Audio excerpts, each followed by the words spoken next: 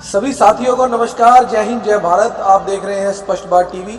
आज बड़ी ही खुशी का दिन 7 मार्च का दिन है।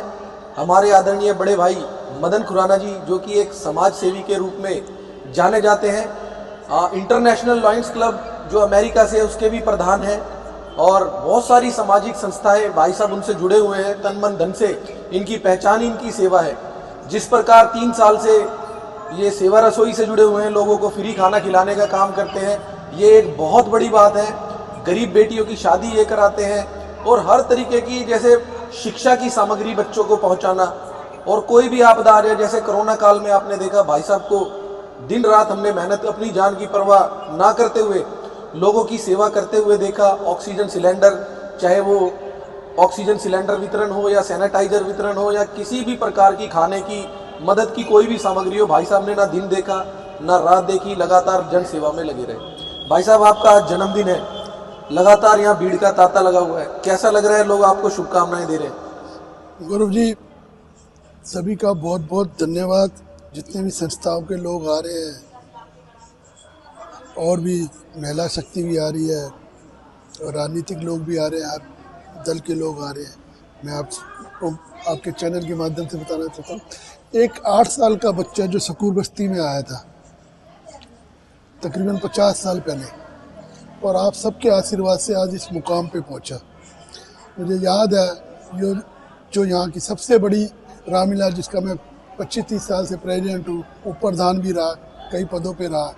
उस रामलीला को देखने जब मैं जाता था, यहाँ पार्क में होती थी जहाँ डीसी दफ्तर है, तो मैं ईंट रख के आता था, और वो जब हम रामलीला के टाइम पर पहुँचते थे तो कोई ईंट हट जाती थी, कोई और बैठ जाता था, हम धक्का मुक्की करके बैठते थे। और प्रभु राम की इतनी कृपा रही कि उसी श्री नागरिक रामलीला दशहरा कमेटी का मुझे प्रधान बनने का मौका मिला। हमारे जितने भी साथी हैं, हम बैठते जब मीटिंग करते हैं तो वो कहते हैं रामलीला को वीआईपी बनाते हैं, वीआईपी पास रखते हैं। मैंने कहा नहीं, वीआईपी पास नहीं रखने कभी भी। ये सोफे पे पब्लिक के लोग भी बैठ सकते हैं, जरूरी नहीं है कि रोज कोई राजनेता बैठे।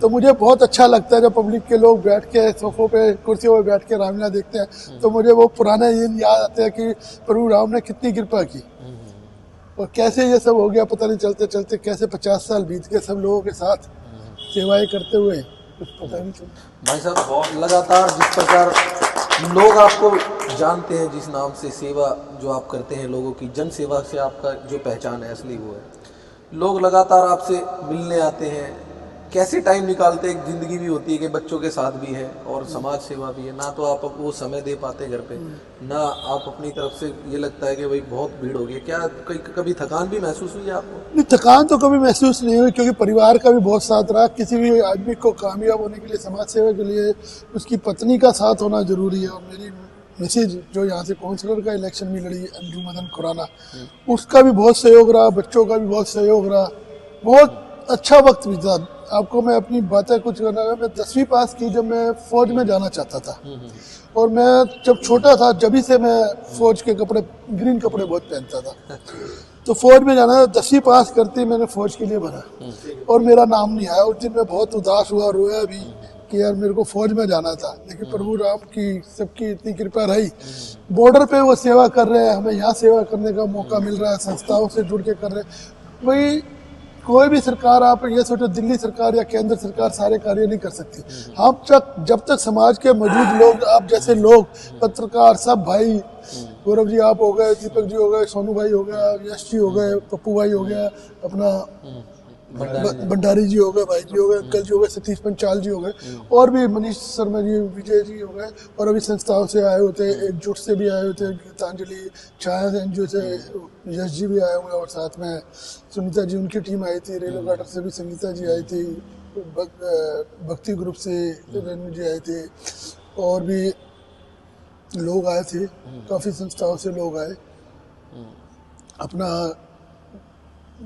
पार्कों में भी जो ग्रुप है सब आए, तो उससे एक मैसेज ये जाता है कि हम एक अच्छे समाज का निर्माण कर रहे हैं, और अगर हम सब मिलकर ऐसा करेंगे तो मुझे नहीं लगता कि वो दिन दूर होगा जब मेरा भारत देश विश्व का सबसे शक्तिशाली और संपन्न देश कहलाएगा। दीपक जी, भाई साहब का जन्मदिन मनाने आए हैं, क्या प्रेरणा मिलती है भाई साहब को देखकर? गौरव जी, पहले तो मैं धन्यवाद करना चाहूँगा आपके चैनल का, जो आपने बात रखने का मौका दिया। और भाई साहब के लिए तो मैं जितने वर्ड बोलूँ उतने कम है, पर मैं अगर अपने प्रति अगर भाई साहब की बात रखूँ तो मैं कई साल पहले भाई साहब के लिए सुनता था कि मदन भाई साहब मतलब हेल्पफुल है और अगर कोई दिक्कत परेशानी होती है तो साथ खड़े मिलते हैं। तो आज से 1-1.5-2 साल पहले मैंने कंपटीशन कराया था, तो गौरव जी आपके माध्यम से मैं भाई साहब के पास आया, तो काफ़ी परेशान थे उस टाइम पे। कंपटीशन काफ़ी बड़ा रख दिया था, कई सालों से यहाँ पे कंपटीशन हुआ नहीं था। तो गौरव जी लेके आए मेरे को भाई साहब के पास, तो मैंने भाई साहब के आगे जब बात रखी तो भाई साहब ने एक ही चीज़ बोली, यार मैं खड़ा तो हूँ। मतलब वहाँ पे भाई साहब ने एक वो चीज़ अदा करी जैसे एक बाप होता है पीछे, बाप बोलता है कि तू कर बेटा, खड़े तो हैं। तो भाई साहब ने वो चीज़ जो बोली, मैं उस दिन से भाई साहब का कायल हो गया था। तो ये हमारे लिए बहुत अच्छी प्रेरणा थी। उसके बाद मैं प्रॉपर्टी लाइन के अंदर हूँ और मैं रानी बाग के अंदर ही प्रॉपर्टी लाइन के अंदर हूँ। भाई साहब से जब भी मुलाकात होती है हमेशा बोलते हैं कि तू कर, मैं साथ खड़ा हूँ। तो मतलब जितने बातें बोले उतनी कम है, क्योंकि आज भाई साहब एक आइडल है, लॉयन के नाम से जाने जाते हैं, तो अपने आप में वाकई में ही लॉयन है। तो इससे ज़्यादा तो मैं और क्या बोलूँ, जितने भी भाई हैं। और ये एक बहाना है, बर्थडे का बहाना होता है, भाई साहब के पास आते काफ़ी खुशी मिलती है, तो बहुत अच्छा लगता है। पप्पू जब्बार भी जानवरों की सेवा करते हैं और हमेशा समाज सेवा करके आगे आते हैं, और आज भाई साहब का बर्थडे है, आप लोग उपस्थित हैं। क्या भाई साहब को बहुत बहुत मुबारक हो, जन्मदिन की शुभकामनाएं।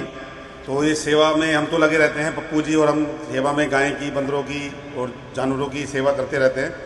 तो मतलब ये हमारे को बहुत खुशी मिलती है कि हम इसी तरह से लगे रहें इस सेवा के अंदर। अभी भी हम तरबूज लेके आए हैं गाय के लिए, तो अभी जाके हमने खिलाना था, हम थोड़ा सा इधर आगे जन्मदिन मनाने के लिए भाई साहब का, उसके बाद अभी डाल के आए। भाई साहब की जन्मदिन कटेगा वो आज गौदान के लिए जाएगा वो, भाई साहब की सेवा, भाई साहब की सेवा होगी। चलिए बहुत बहुत धन्यवाद। देखिए यही एक प्यार होता है जो जीवन में कमाया होता है, और यही एक प्यार है जो भाई ने कमाया। ये दुआएं हैं भाई की, और हम दिल से दुआ करते हैं कि भाई इनका, ईश्वर इनका अच्छा स्वास्थ्य रखे और इनकी दीर्घायु लगाए, क्योंकि ऐसे समाज सेवी यदि समाज में होंगे तो हम जैसे युवक उनसे कुछ कर गुजरने की सीख लेंगे और कुछ करेंगे। धन्यवाद। जय हिंद।